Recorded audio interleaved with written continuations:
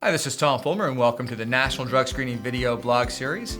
The topic of this 5-part series is going to be Designated Employer Representative Training, also known as DER.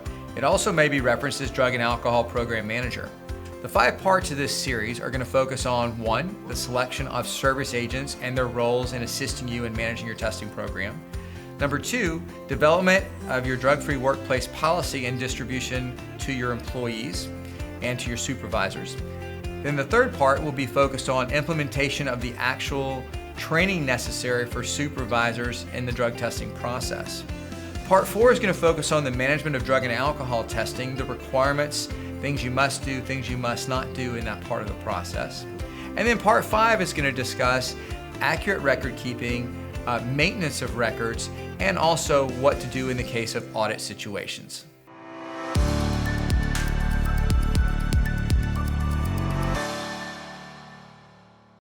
Welcome to part 3 of our video blog series on Designated Employer Representative Training.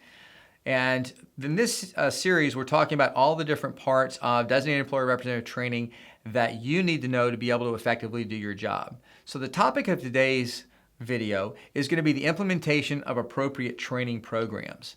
That's one of the key things as a DER or Designated Employer Representative that you're responsible for. And that's specifically referencing your supervisors.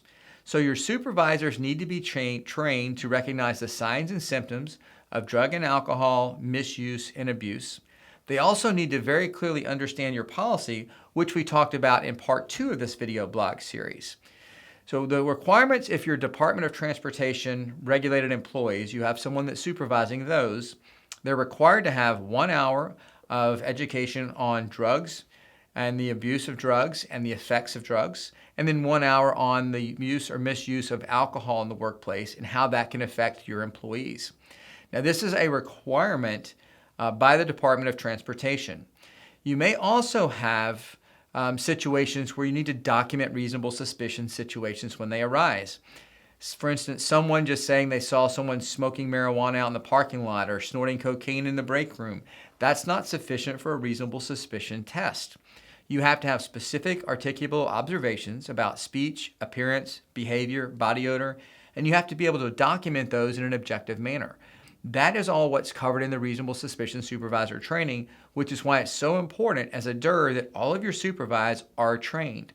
Because as soon as they make a decision to do a reasonable suspicion test, it's going to come back to you as to whether that was justified or not, whether they had the training or not, especially if it ends up resulting from a positive test after that reasonable suspicion test.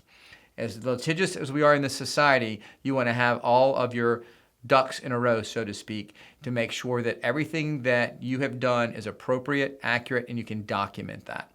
So for more about DER training and other things you can do to be compliant, make sure you visit the rest of our video blog series.